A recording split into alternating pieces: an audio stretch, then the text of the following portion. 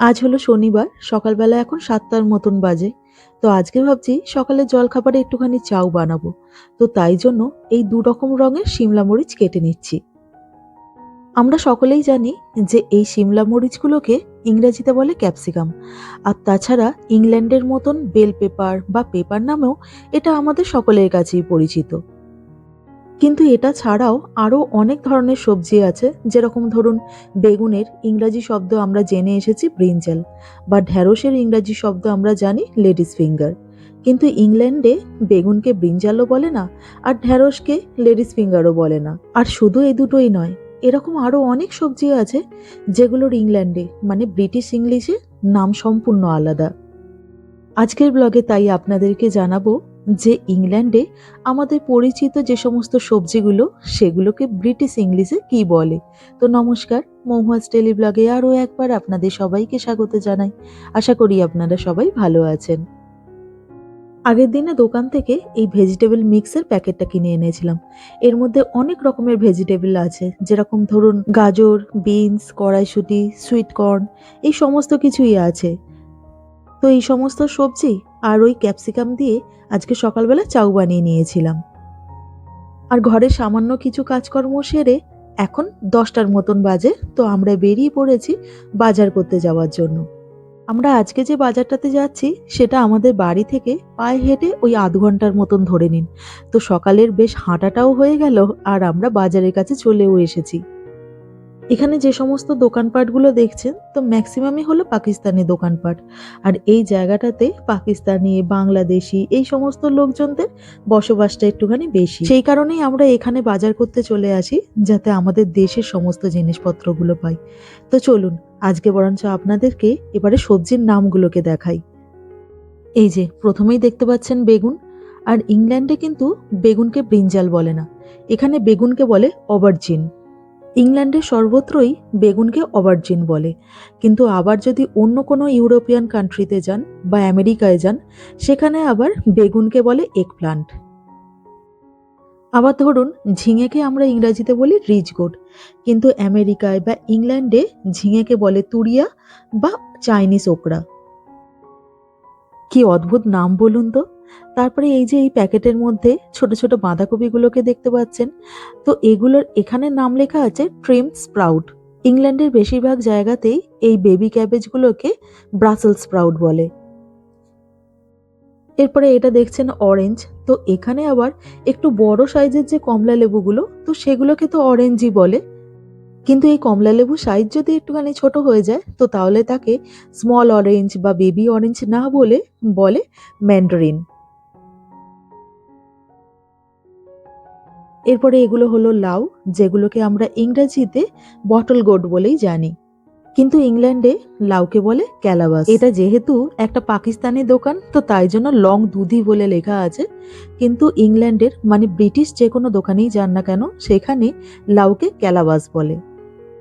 এরপরে এটি হলো ঢ্যাঁড়স। একে তো আমরা ছোট থেকেই লেডিস ফিঙ্গার বলেই জেনে এসেছি, কিন্তু বিদেশে এসে মানে ইংল্যান্ডে জানতে পারলাম যে এটার আবার ব্রিটিশ ইংলিশ হলো ওকরা।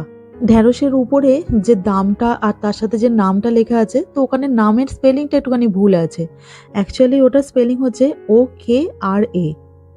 তো আজকে বাজার থেকে একটুখানি ওকরা মানে ওই ঢ্যাঁড়স কিনে নিলাম। এরপরে এটি হলো বাটারনাট স্কোয়াশ। নামটা শুনে মনে হচ্ছে কিনাই কি হবে, কিন্তু কিছুই নয়, এটা হচ্ছে কুমড়ো। ইংল্যান্ডে আমাদের দেশের মতন যে গোল গোল কুমড়োগুলো হয় তো সেগুলোকে পামকিন বলে, আর এরকম লম্বা টাইপের কুমড়োকে বাটারনাট স্কোয়াশ বলে। এছাড়া ইংল্যান্ডে এরকম ছোট ছোট অদ্ভুত সুন্দর দেখতে মূলো বিক্রি হয়, যেগুলোকে চেরি র্যাডিশ বলে। বাদবাকি সবজিগুলোর আমরা যেরকম ইংরেজিতে নাম জানি তো এখানেও সেই রকম নামেই বিক্রি হয়। কিন্তু যদি কোনো সবজির নাম মিস করে গিয়ে থাকি তো তাহলে পরবর্তী কোনো একটি ব্লগে অবশ্যই করে জানিয়ে দেবো। আর আপনাদেরকে সবজির নাম দেখাতে দেখাতে এদিকে আমার বাজার এবং মাংস কেনা সবই কমপ্লিট হয়ে গেছে। এই যে মাংসগুলোকে দেখে চিনতে পারছেন তো, আগের দিনের ব্লগে ওই ল্যাম্প মিট এখানে কিরকম পাওয়া যায়, দাম কত, সবকিছুই শেয়ার করেছিলাম। এই সপ্তাহে আবার এক অদ্ভুত ব্যাপার ঘটেছে। রবিবারের ব্লগ চলে গেছে আগে, আর শনিবারের ব্লগ যাচ্ছে পরে। তাড়াতাড়ি এসো, বাস এসে গেছে। কি গো, বাস এসে গেছে।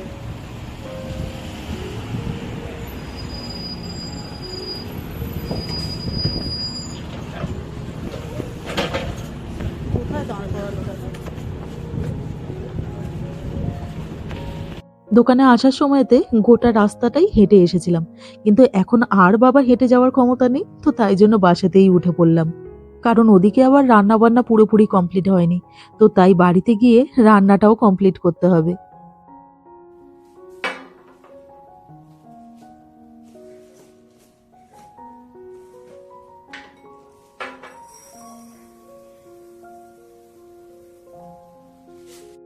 আজকে দোকানে আসার আগে কিছু কাজ কমপ্লিট করে রেখে দিয়ে গিয়েছিলাম।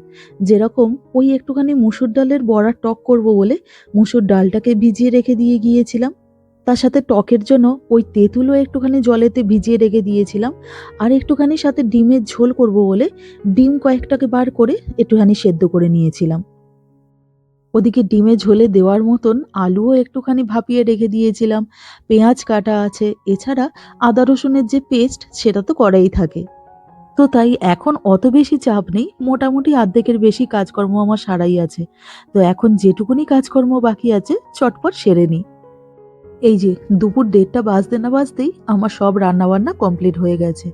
তো ভাত, সঙ্গে একটুখানি ডিমের ঝোল আর একটু মুসুর ডালের বড়ার টক, এই হলো আজকে দুপুরবেলার সিম্পল মেনু। এই মুসুর ডালের বড়ার টকটা খেতে খুব ভালো হয়। বিশেষ করে বাচ্চারা তো খেতে ভীষণই ভালোবাসে। কিন্তু এইরকম বড়ার টক না করে আবার অনেক সময়তে বড়ি যে পাওয়া যায় সেটারও এইভাবে টক বানানো যায়। সেটাও নেহাত মন্দ লাগে না।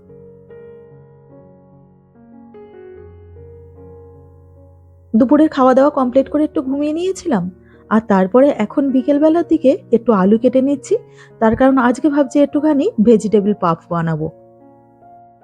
তো ভেজিটেবল পাফের মধ্যে ওই আলু সেদ্ধ করে না দিয়ে এরকম ছোট, ছোট করে কেটে নিচ্ছি আর জলেতে সামান্য একটুখানি ভাপিয়ে নেবো। এর সাথে একদম ছোট, ছোট করে আদা আর রসুন কুচি, কুচি করে নিচ্ছি। তার কারণ হলো পেস্ট দেওয়ার থেকে এরকম কুচি, কুচি করে কেটে দিলেই তার টেস্টটা ভালো আসে। আর যেহেতু ভেজ পাফ বানাচ্ছি তো তাই জন্য একটুখানি পনির আমার কাছে ছিল, তো ওটাকে একদম ছোট, ছোট করে কেটে নিয়েছি। আর এটাকে তেলে দিয়ে একটুখানি নাড়াচাড়া করেই তুলে নেবো। বেশি ভাজবো না। এরপরে ওই তেলের মধ্যেই ওই পেঁয়াজ, আদা, রসুন সবকিছু যে কুচি, কুচি করে কেটেছিলাম তো সেটা দিয়ে দিলাম। দিয়ে একটুখানি নেড়েচেড়ে নিয়ে তারপরে ওই যে ওই সকালবেলার ভেজিটেবল মিক্সটা দেখালাম, তো ওটাই একটুখানি এর মধ্যে দিয়ে দিলাম। আর কাটাকুটি করার ঝামেলায় যায়নি। আর এরপরে আলুটাকে দিয়ে ওর উপরে নুন আর একটুখানি শুকনো লঙ্কার গুঁড়ো দিয়ে ভালোভাবে নেড়েচেড়ে নিচ্ছি। এটার মধ্যে ওই খুন্তির সাহায্যেই আলুগুলোকে একটুখানি সামান্য স্ম্যাশ করে নিচ্ছি। বেশি আবার সেদ্ধ আলু হয়ে গেলে না জিনিসটা যেন কিরকম একটা দেখতে লাগে। তো যাই হোক, এরপরে ওই পনিরগুলোকে এর মধ্যে দিয়ে দিলাম। আর মশলা বলতে সামান্য ওই ম্যাগি মশলা ছিল, তো ওটাই একটুখানি দিয়ে দিচ্ছি। তো ব্যাস এই সব কটাকেই একসাথে নেড়েচেড়ে নিলে ভেজিটেবল পাফের পুরটা রেডি হয়ে গেল। আর এই যে পাফ শিটটা নিয়ে নিলাম। তো এই পাফ শিটটা দিয়েই আজকে ভেজিটেবল পাফ বানাবো। এখানকার প্রায় প্রত্যেকটা দোকানেই এই পাফ সেটগুলো অ্যাভেলেবেল থাকে। তো এই পাফ সেট থেকে আমি সমান মাপের ওই ৮ খানা পিস করে নিচ্ছি। আর যেহেতু ২ খানা ওভেন ট্রেতে ৪টে, ৪টে করে পাফ বানাবো, তো তাই জন্য পাফের নিচেতে যে মার্বেল পেপারটা আছে ওটাকে কেটে নিলাম হাফ করে।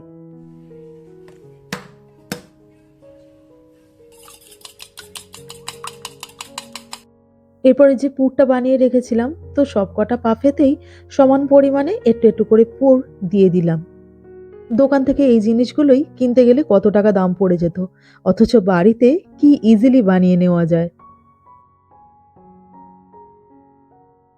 এরপরে ওই ডিমটাকে দিয়ে ব্রাশারের সাহায্যে পাফের উপরে একটুখানি ব্রাশ করে দিচ্ছি। এতে করে কালারটা দারুণ সুন্দর আসবে। লাস্টে ফোকের সাহায্যে ওই পাফের যে সাইডগুলো সেগুলোকে একটুখানি মুড়িয়ে দিলাম। আমার কাছে ২ খানা বেকিং ট্রে ছিল। তো একটা বেকিং ট্রেতে ৪টে, ৪টে করে পাফ সাজিয়ে দিলাম।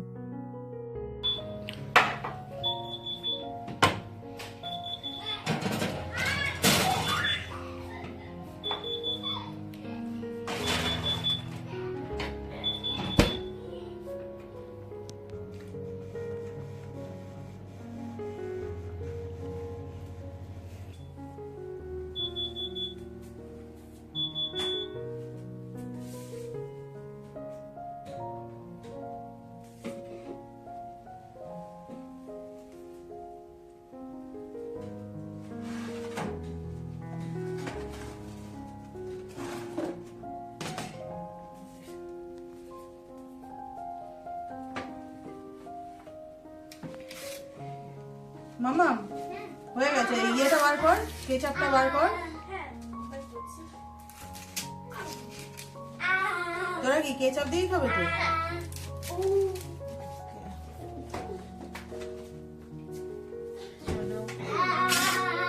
সবকটা বার করে নেবো নাকি? সবকটা বার করেই নাও, করে নেবো। করেই নাও, খাবো তো এখন আমরা।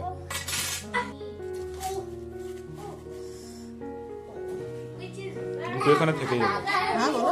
এখানে দুটো থেকে যাবে, ঠিক আছে থাক। হ্যাঁ থাক।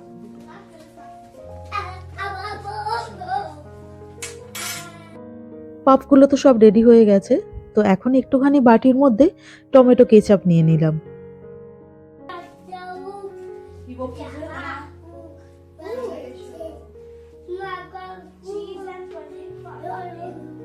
চিজ না, পনির আর ভেজ। হ্যাঁ পনির একটুখানি ছিল না, চিজ আর দিলাম, চিজ দিলেও হতো। দিচ্ছি দিচ্ছি দাঁড়া। এই তো এই তো। ও শুধু সস খাবে নাকি? হুম।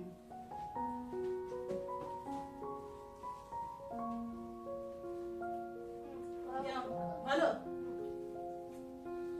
এগুলো ভালোই হয়, পাপসি গুলো এত খাস্তা হয় না, দারুণ হয়।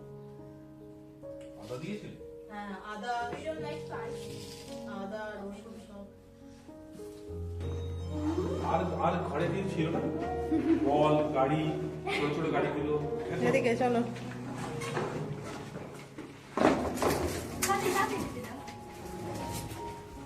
খাওয়া দাওয়া কমপ্লিট করার পরে গোটা ফ্যামিলি শুদ্ধ সবাই মিলে চলে এসেছি বিল্ডিং এর তলায় যে পার্কটা আছে, তো সেখানে একটু গরম পড়ে গেলে বিকেলবেলা বাইরে বেরোতে বেশ ভালোই লাগে।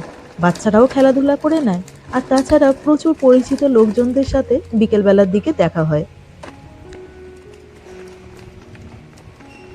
এই গ্যাস যাচ্ছে। বেশ কিছুক্ষণ এখানে টাইম কাটিয়ে তারপরে ঘরে ফিরবো। তো আজকের ভিডিওটা এখানেই শেষ করলাম।